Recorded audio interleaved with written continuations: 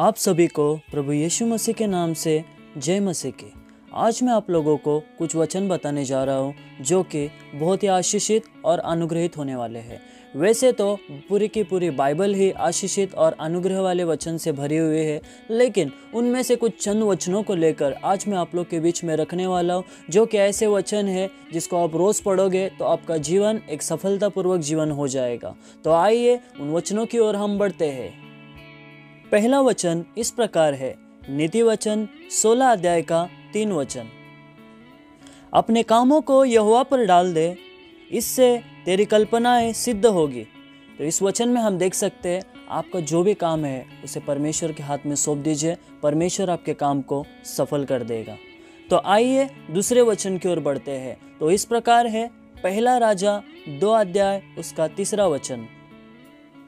और जो कुछ तेरे परमेश्वर यहोवा ने तुझे सौंपा है उसकी रक्षा करके उसके मार्गों पर चला करना, और जैसे मूसा की व्यवस्था में लिखा है वैसे ही उसकी विधियों तथा आज्ञाओं और नियमों और चितौनियों का पालन करते रहना, जिससे जो कुछ तू करे और जहाँ कहीं तू जाए उसमें तू सफल होएगा।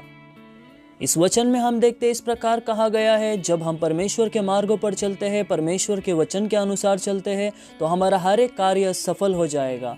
तो आइए हम इसी के साथ तीसरे वचन की ओर बढ़ते हैं, जो कि लूका 16 अध्याय का 10 से लेकर 11 तक हम पढ़ सकते हैं।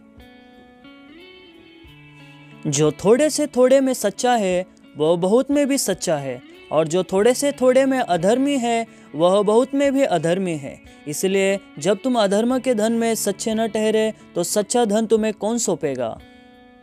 इस वचन के आधार पर हम देख सकते हैं आपका काम चाहे बड़ा हो या छोटा हो, ये मायने नहीं रखता, पर आपका काम सच्चा हो। परमेश्वर यही चाहता है जिससे कि आपका काम सफल हो जाएगा।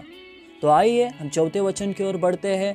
वो लिखा हुआ है यशायाह की पुस्तक उसका 41 का 10 वचन में, मत डर क्योंकि मैं तेरे संग हूँ, इधर उधर मत ताक क्योंकि मैं तेरा परमेश्वर हूँ। मैं तुझे दृढ़ करूँगा और तेरी सहायता करूँगा, अपने धर्ममय दाहिने हाथ से मैं तुझे संभाले रहूँगा। इस वचन के आधार पर हम देख सकते हैं हमारा जो विश्वास होना चाहिए और किसी पर नहीं, सिर्फ और सिर्फ परमेश्वर पर होना चाहिए। अपने विश्वास में हमको कभी डगमगाना नहीं है जिससे कि हमारे काम रुक जाए। अगर हमारा पूरा विश्वास प्रभु पर रहता है तो परमेश्वर हमारे हर एक कामों को सफल करता है। पांचवा वचन इस प्रकार है, यिर्मयाह की पुस्तक 17 का 7 वचन। धन्य है वह पुरुष जो यहोवा पर भरोसा रखता है, जिसने परमेश्वर को अपना आधार माना हो। इस वचन के आधार पर हम देख सकते हैं हमारे जीवन का जो आधार होना चाहिए सिर्फ और सिर्फ परमेश्वर होना चाहिए। हमारा पूरा भरोसा और विश्वास परमेश्वर पर होना चाहिए, जिससे कि हमारा हर एक काम सफल हो जाएगा। तो आइए इसी के साथ छठवें वचन की ओर बढ़ते हैं, जो कि व्यवस्था विवरण 8 का 18 में हम पढ़ सकते हैं। परंतु तू अपने परमेश्वर यहोवा की स्मरण रखना, क्योंकि वही है जो तुझे सम्मति प्राप्त करने की सामर्थ इसलिए देता है कि जो वाचा उसने तेरे पूर्वजों से शपथ खाकर बांधी थी उसको पूरा करे, जैसा आज प्रकट है।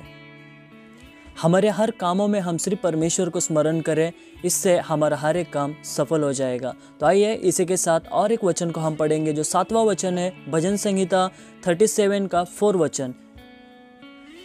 यहोवा को अपने सुख का मूल जान, और वह तेरे मनोरथों को पूरा करेगा। इस वचन के आधार पर हम देख सकते हैं हमारे हर काम का जो भी मूल है, स्रोत है, जो भी आशीष है, हमें यही समझना है कि वो परमेश्वर की ओर से हुआ है। उससे आपके हर एक कामों में और भी आशीष बढ़ जाएगी। इसी के साथ नंबर 8 पर जो वचन है, नीति वचन 3 अध्याय का 1 से लेकर 4 वचन तक। हे मेरे पुत्र, मेरी शिक्षा को न भूलना, अपने हृदय में मेरी आज्ञाओं को रखे रहना, क्योंकि ऐसा करने से तेरी आयु बढ़ेगी और तू अधिक कुशल से रहेगा। कृपा और सच्चाई तुझसे अलग न होने पाए, वरन उनको अपने गले का हार बनाना और अपने हृदय रूपी पट्टियों पर लिखना। तो तू परमेश्वर और मनुष्य दोनों का अनुग्रह पाएगा, तू अति बुद्धिमान होगा। तो यदि आप किसी को हर बातों में आशीषित और अनुग्रहित और परमेश्वर का एक सही व्यक्ति होकर चलना है, तो आपको इन वचनों को पूरा करना पड़ेगा।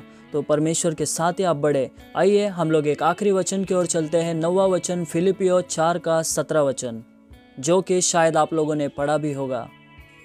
यह नहीं कि मैं दान चाहता हूँ, परंतु मैं ऐसा फल चाहता हूँ जो तुम्हारे लाभ के लिए बढ़ता जाए। इस वचन के द्वारा हम देख सकते हैं कि परमेश्वर भी हमेशा हमारे आशीष के बारे में सोचता है। तो इसलिए मेरे प्रिय भाई और बहनों, इन वचनों को आप ज़रूर पढ़ें। मैंने आपको 9 वचनों को बताया है, और 10वां वचन कौन सा होना चाहिए वो आप मुझे कमेंट करके बताइए, ताकि वो वचन मैं अगले वीडियो में डाल सकूँगा। तो प्रभु आप सबको इन वचनों के द्वारा, इस वीडियो के द्वारा आशीष करे। मैं आपसे चाहता हूँ कि इस वीडियो को ज़्यादा से ज़्यादा आप शेयर कीजिए। Praise the Lord.